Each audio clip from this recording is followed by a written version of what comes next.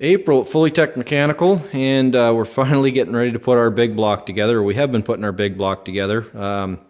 Took all winter to get all the parts back from the machine shop. And these heads just came back today from the machine shop. It's actually from a different machine shop. And we're going to have a look at their work. It's actually a quite reputable machine shop. But these are some key things I like to show you that I always check, and you'd be surprised at what you find with work that comes back from machine shops. This is why you check everything, never assume anything. So right off the start, we're actually getting ready to CC these heads, so I'm putting checker springs in. Right off the start, you're going to see these rotator eliminators that are at the base of the valve springs. So these heads originally had exhaust and intake valve rotators. They're would be mid-80s, big block peanut port cylinder heads. They've had a little bit of port work done on them, but they do work good in a marine application. You have high runner velocity. They're a good torque head, not really a good long leg head, but they'll work good in a boat, so that's where they're going back in.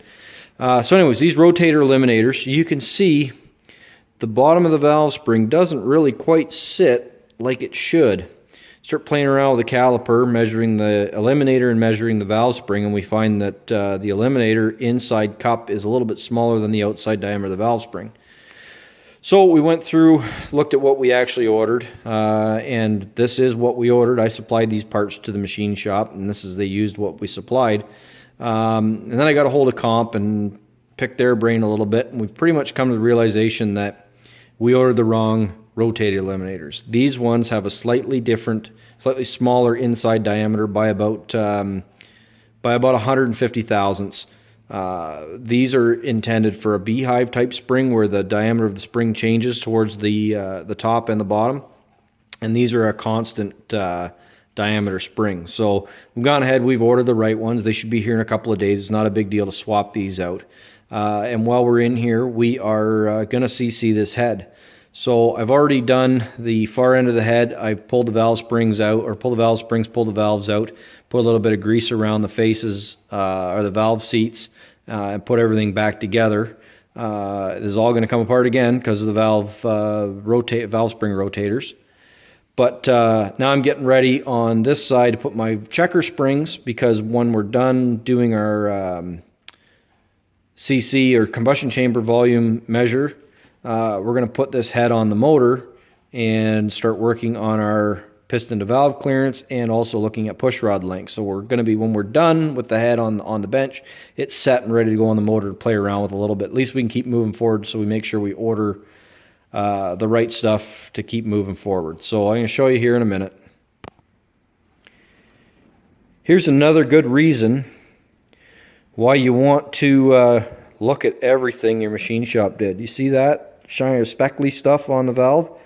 That is dirt. So we're going to pull the head apart anyways. Not a big deal to clean everything up, but had we just assumed and slapped it on the motor, we'd have been busting valve springs and wearing out guides and dumping trash in our brand new $10,000 engine. So I've gone ahead and brushed on a little bit of white lithium grease on the valve face. We're going to put it in the head, and then we're going to put our checker springs in.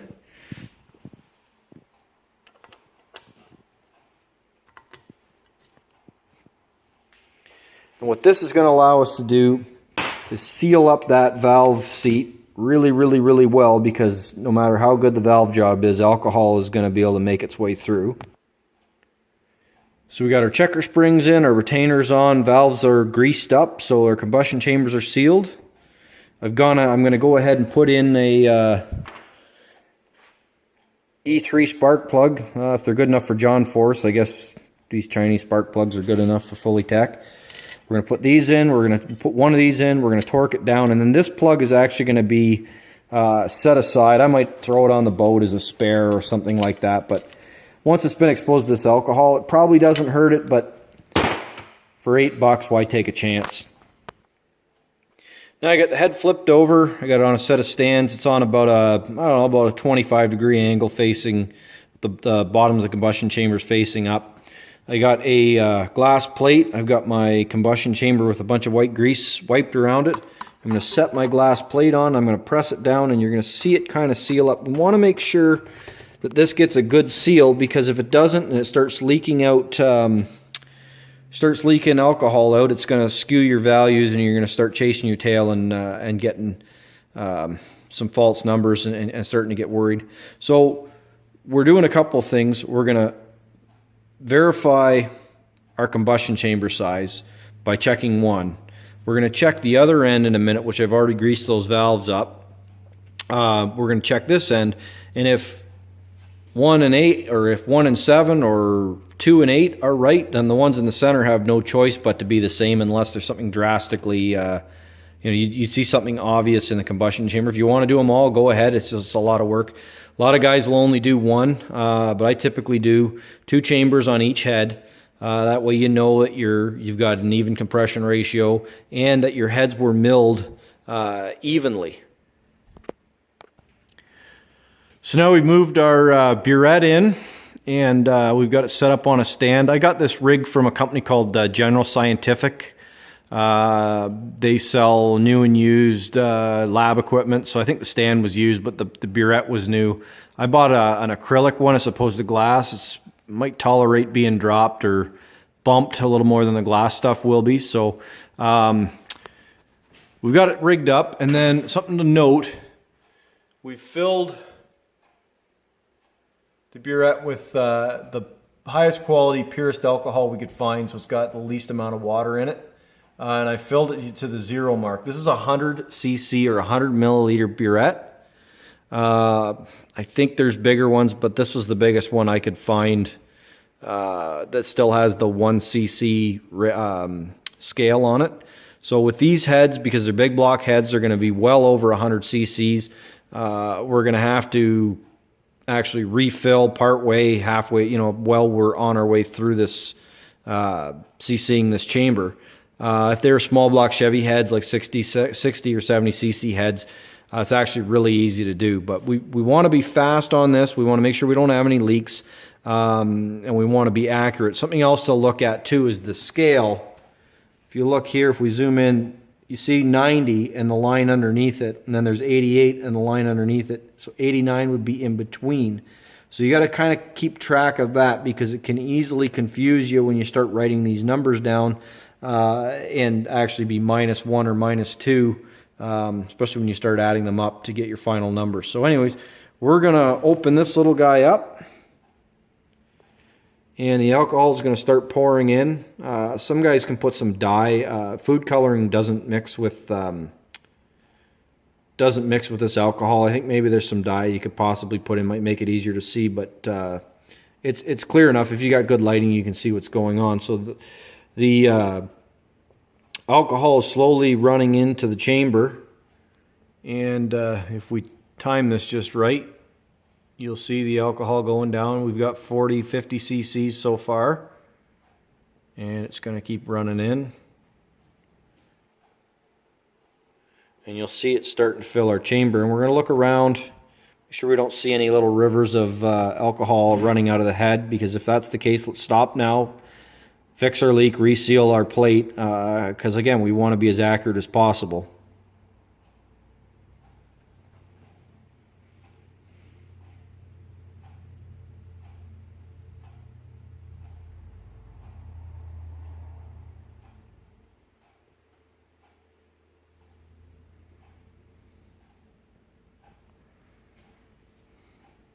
I'm going to stop this right on 100. It's got a little ball valve on the bottom, so you can kind of throttle it.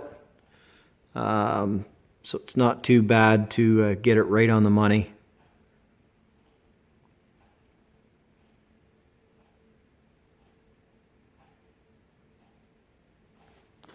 And we're at 100 cc's. You can see the chamber isn't completely full. It's about 4/5 full. So now I've gone ahead and I've refilled our burette to, we've put 25 milliliters or 25 cc's of alcohol back in the burette. And we've let it settle, and I put a little bit too much in, so I purged it back into a cup. And now we're set to do the final little bit here. So we'll open her back up. These heads started out at 123s, 123 cc heads. And then they were resurfaced And then these SI valves have a bit of a dish to them. It's probably going to take a couple cc's out. So, or sorry, actually add a couple cc's of dimension. So we may actually end up, if these were not remachined heads or resurfaced heads, we might actually end up with a slightly higher or slightly lower compression ratio and a slightly bigger chamber. So there's a last little bubble of air. We're going to shut that guy off. And we're going to look at our number. And that is 94.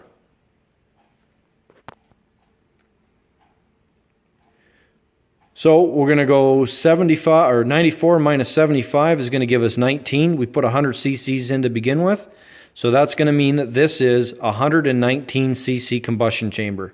We're going to go ahead, drain this out. We're going to use the wife's turkey baster that we stole out of the kitchen. We're going to suck that out, put it back into the burette, and then we're going to set up and do the other chamber on this head.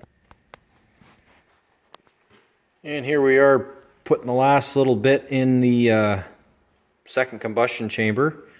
We're going to see where we end up here. We're almost done.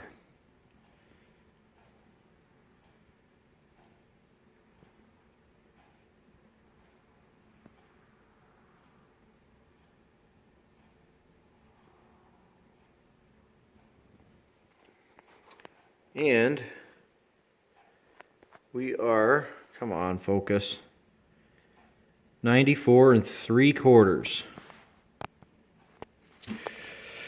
So 94 3/4 minus 75 is going to give us 19 3/4. So it works out to 119 3/4. Our other end of the head is 119, meaning that the two combustion chambers are within 3/4 of a cc of the same size. Really, that's negligible with the grease on the valves and the flex in the plate, and these both combustion or all these combustion chambers have had a little bit of work on them. The height of the valve could vary a little bit. I'm not going to ever chase 3/4 of a cc, but we've got something interesting going on. We've already done the other head, and we found that it has 121 cc combustion chambers. Again, not really that far off, but we're going to set our compression ratio based on the smallest chamber, which is 119 cc's. We're going to run that through the Summit compression calculator. There's a long division, a whole bunch of math you can do, or you can just use the Summit program. It's you can get it on your phone or whatever. We're going to find a slight difference in compression ratio. It's actually about 13 1/100ths of a point. So I think the compression ratio is 8.76 to 1 with these heads, and they're going to be 8.6 something to 1, 8.6, 8.62, 8.63 to 1 with the other heads. So we're going to actually play around a little bit with that calculator, play with the head gasket thickness. If we go with a 5/1000th thinner head gasket, or go with a 5/1000th thicker head gasket with this head, that's going to make our effective combustion chamber volume slightly larger and balance that out probably within within 5/100ths of a decimal place, or 5/100ths of a point on the compression ratio, which again is negligible when you start looking at things being balanced and all the variables in this engine. But these are things, now that we know what our head size is, instead of assuming we know what our head size is, we can actually calculate our compression ratio. We can figure out what fuels we can run. We can figure out what head gasket we need to use. We can even calculate some power expectations. But it all comes back to verify. If you don't know what your size is, if you don't know what the machine shop did despite what they told you, verify, verify, verify. We'll have some more videos as we put this engine the rest of the way together. The short block's already done, so we'll have some stuff with the piston to valve clearance and checking push rod length and so on.